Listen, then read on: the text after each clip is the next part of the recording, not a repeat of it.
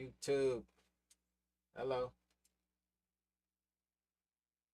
What's happening? What's happening? Y'all know who it is. Flow one up in this piece. Oh, maybe not. What's going on with the health? With the stream health? Really?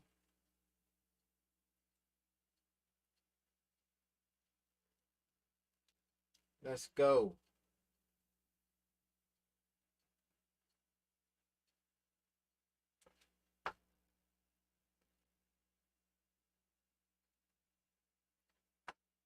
Let's go, YouTube.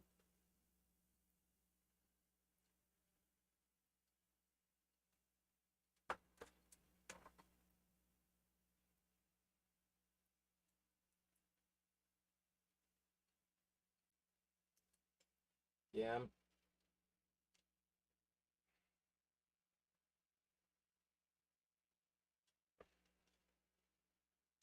sorry about this. My stream health is not looking good.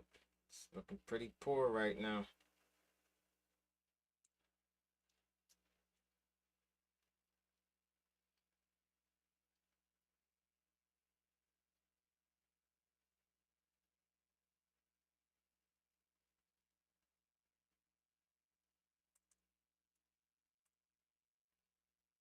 Can I get a whoop whoop?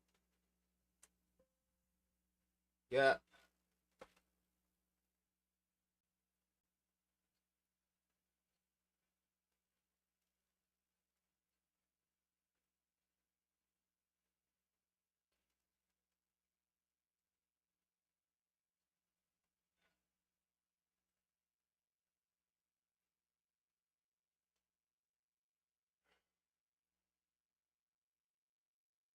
I'm writing YouTube.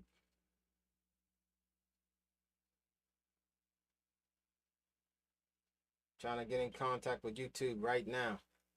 Fix my shit. Trying to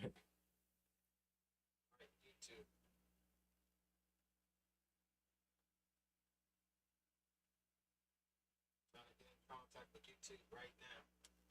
Fix my shit. Alright. I think we good though.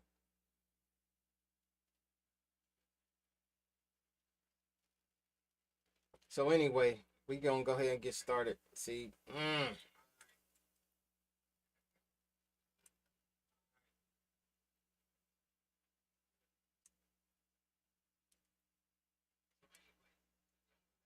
So I'm gonna try to get through this. Looks like my stream health isn't looking too strong right now. So I'm gonna try to get through this. So we're on another episode of I'm sorry, my screen's right there, but we're on another episode of the Digital Photo Professional. This is Canon software for post editing of photos, and this is number 13. This is photo number 13 that I'm going to work on today. And I figure by the time I get to 100, I should be a digital photo professional. Wouldn't you agree? Wouldn't you agree? So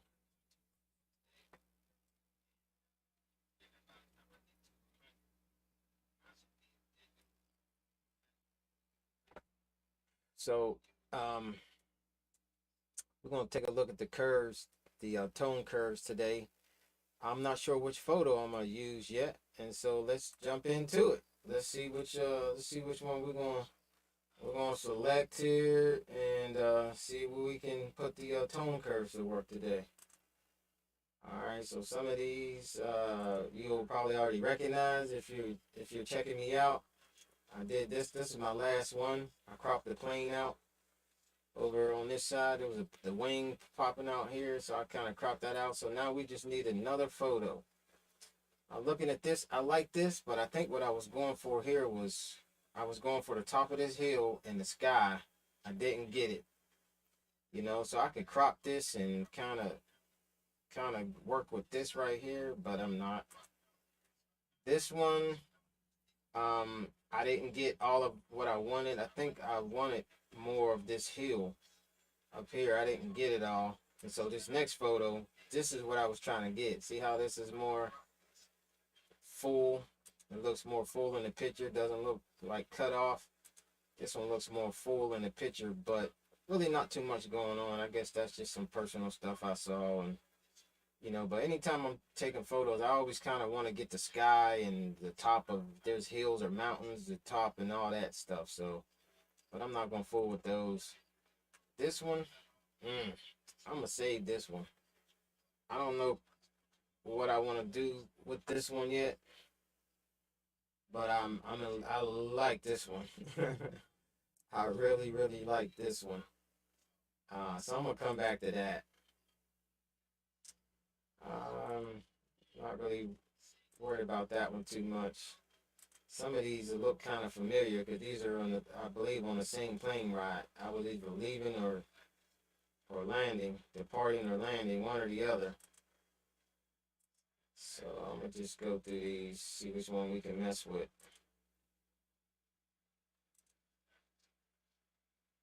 I kind of like that one.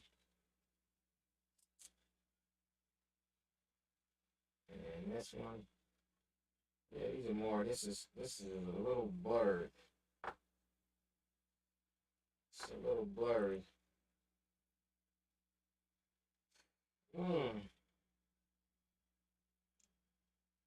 Let's mess with this one. I mean, it has a lot of noise in it already up here in the clouds.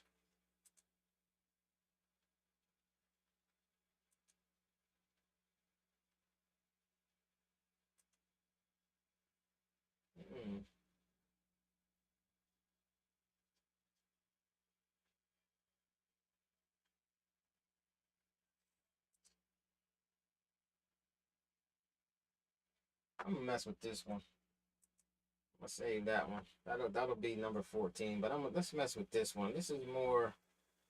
I don't know what I saw in here, man. I think it was just like the pattern.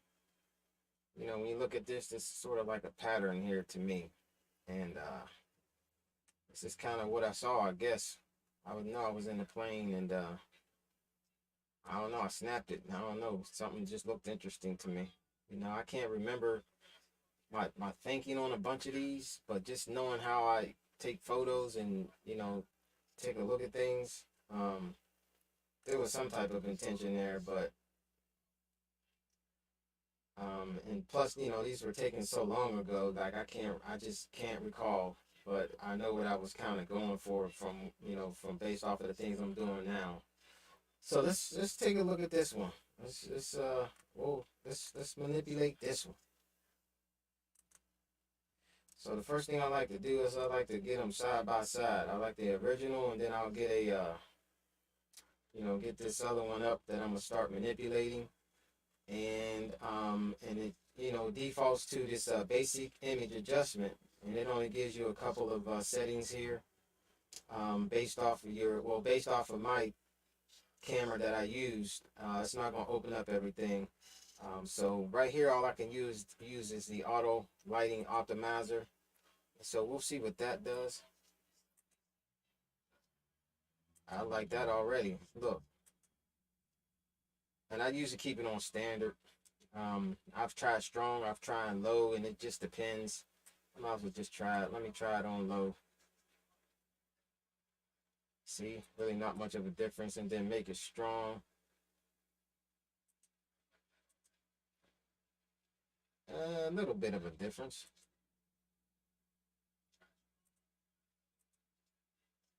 But not that much. So I usually leave that on standard. Then I move on to my next tab, which is the kind of get into the detail of everything. And this reduce luminance and then reduce chrominance in this color moire. See, I'm gonna have to check my notes. Sorry. I'm sorry, it's been like 2 weeks. I don't know. I've been busy doing other stuff, trying to get other stuff together.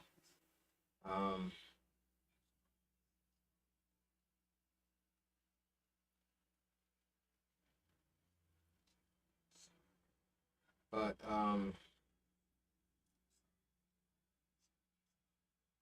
yeah, luminance has to do with the sharpness, I believe. The sharpness. What is this?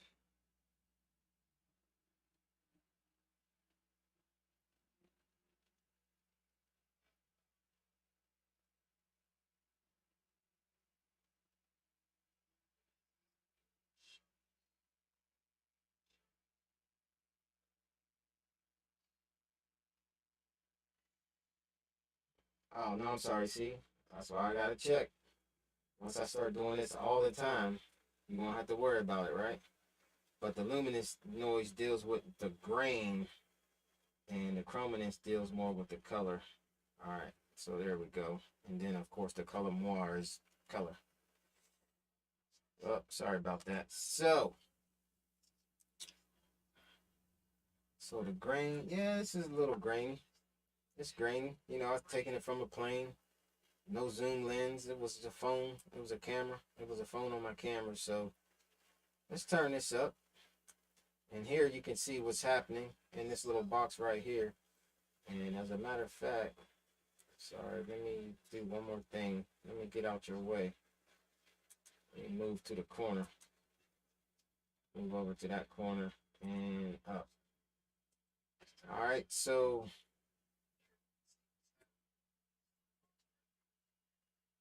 let's turn this. See how much we can reduce this noise if we crank it.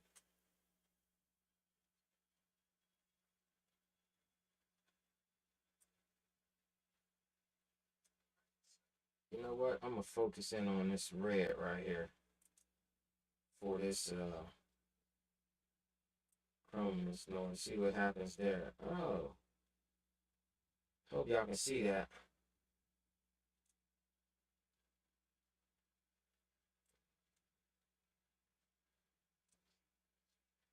It's definitely making a difference.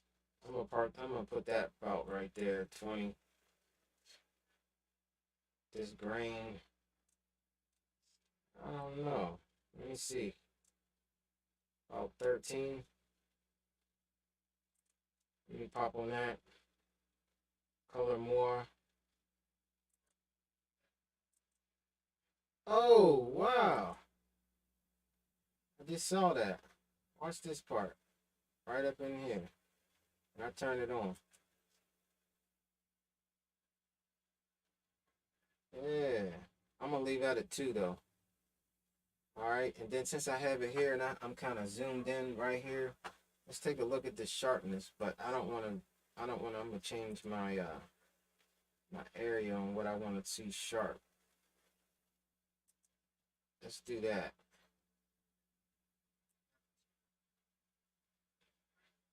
So I'm gonna crank that up to 10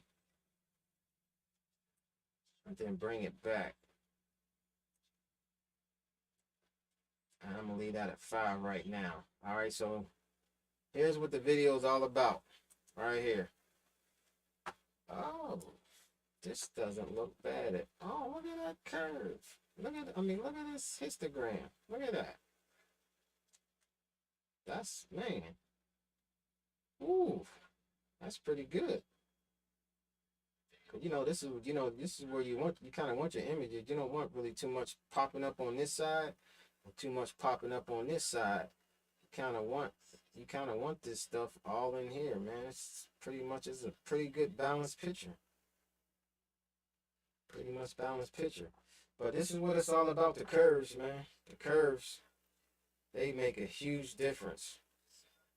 You got your controls down here where you can do it, tick by tick.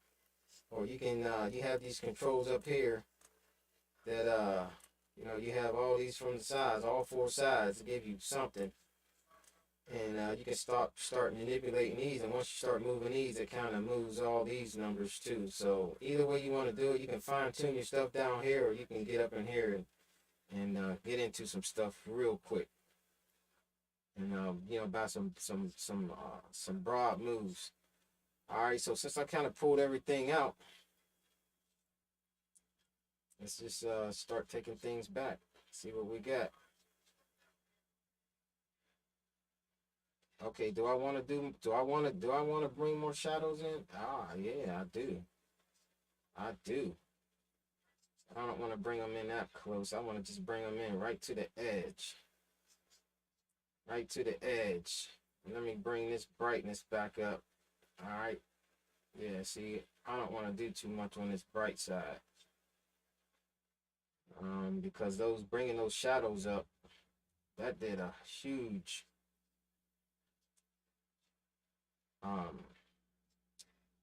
that made a huge difference. If we're taking a look right, especially right in here, if you look at this, look at these greens, see these trees? Look at this. Let's bring them up a little bit. I'm gonna probably take them back just a little bit more.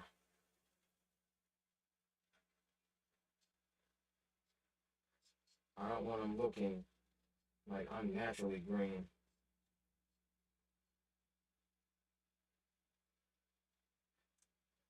I kind of like that right there. All right, and then this is more your shadows too. You bring them down.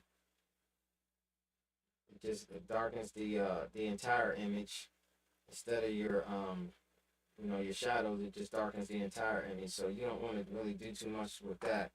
And I don't know, I would say 99% of the time, I'm usually right here at the end of these triangles, right? You see these little triangles? Those are good points to reference when you're making these moves, especially on the top and the bottom. And this is and like I said, the bottom is just going to make everything brighter or darker, instead of focusing in on just the shadows or the highlights. So I'm gonna bring this down to the top of that triangle. It usually works for me, kind of right there. So I don't have to keep clicking anything before and after. You can see here's the original image, and here's our manipulated image. And I really like this. I really like this where it is. All right, so let me mess with this one side here. See how this part is just bringing up your shadows, making everything just bright. It's just gonna make it brighter.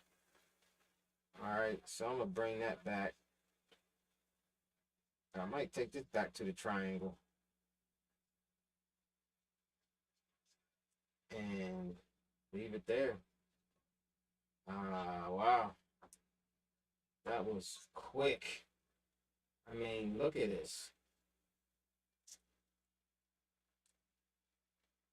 This is kind of a flat image and kind of brought it to life a little bit with just a couple of moves in your custom in the tone curves.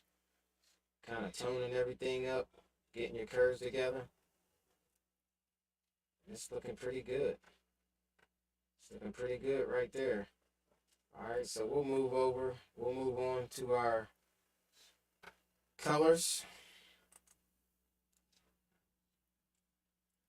And okay, so I know we got a little bit of red, so we want to make this little bit of red pop out. Saturation. We'll do it. See that? Look at that. Only the reds. Pop the reds out. And I'm going to do them 2. I'm going to put 2 on that. And then I usually pull the luminance down to counter it. I don't know, just something. I don't know. I have to get into the technical side of pulling everything down. But I think I'm going to do 2 for 2 on this. And that looks good. We're just talking about the reds.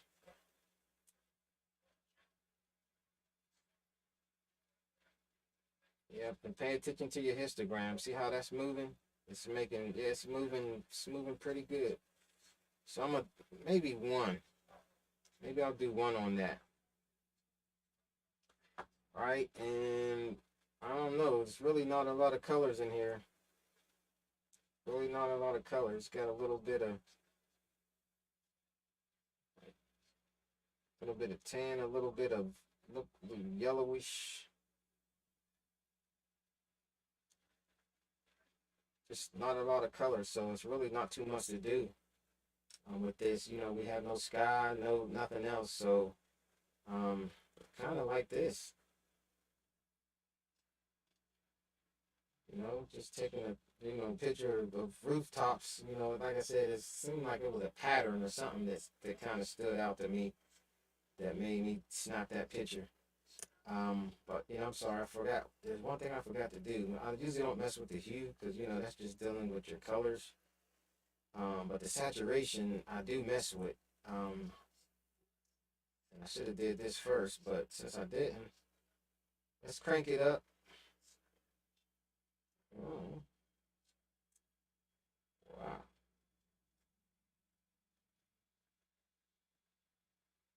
That really looks nice.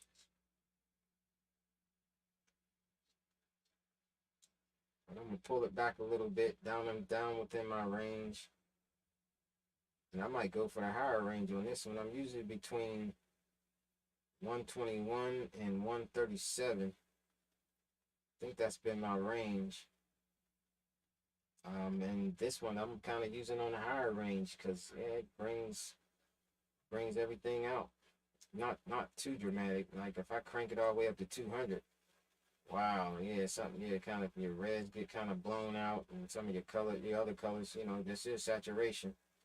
This is how deep your color, how deep you want your colors. So we'll pull that back to, I think, yeah, about 137. I like that, about 137. Wow, what do y'all think? What do you think?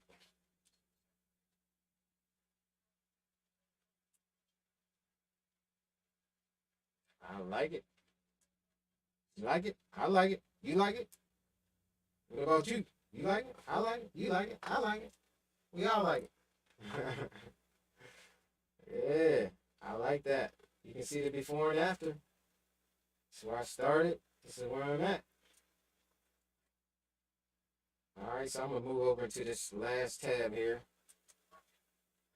And last thing I like to do here is just mess around with the color space. All right, so I'm in sRGB, and this is the default. So let's just flick through Adobe RGB. Not too much of a difference. Pay attention to the histogram. Wide gamut. Yeah, really not too much of a difference. Adobe Apple RGB. Really not too much of a difference. Really not too much of a difference. So I don't know what exactly that means. There's a shift. I mean, if you pay attention to this histogram, there's definitely a shift. But it's not a big shift when you're looking at the photo. See that shift from sRGB in the histogram? But then if you keep going, that Apple shift, that's the big shift right there. So when you go from sRGB, Adobe, and wide to Apple, that's when you really get the shift. Watch it shift back. Wow. I don't know quite what that means, but I'm gonna figure it out. I'm gonna get technical on you guys as I keep going along.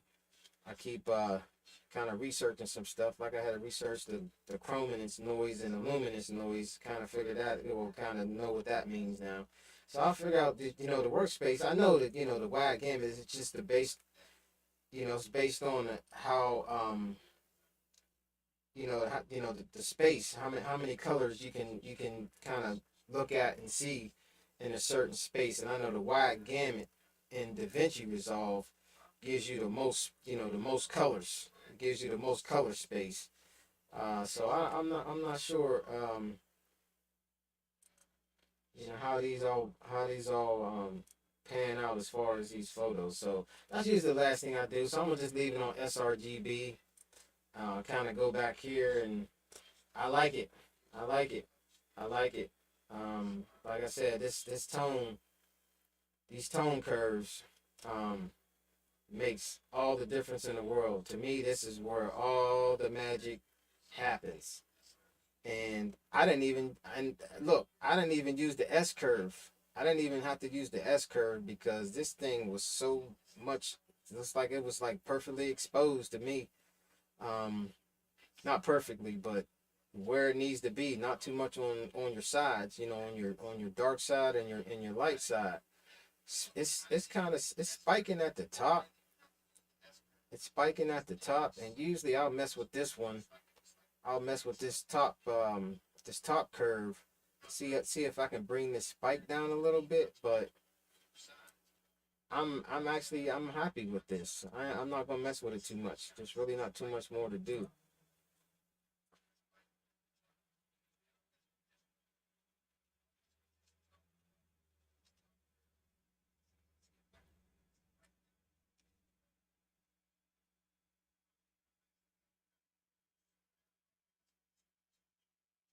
Uh, let me jump into the sharpness one more time real quick.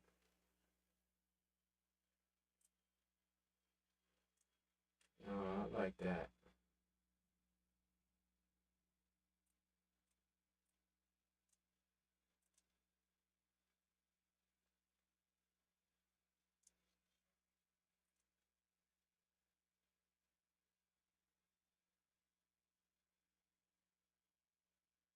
See, I might pull this back because I didn't. I'm gonna pull this back one.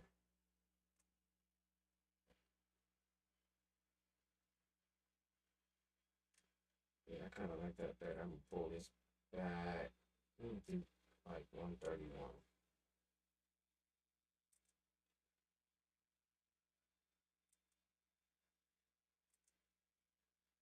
Yes, that looks better too. And now see those little moves. It's the subtle moves, the subtle adjustments. It's what makes all the difference in the world.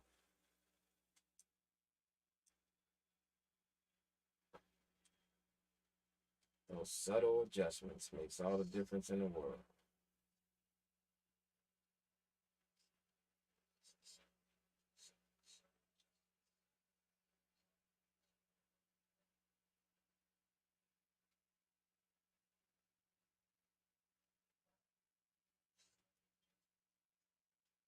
All right.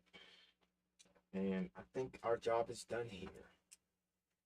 All right. So once again, let me move out your way.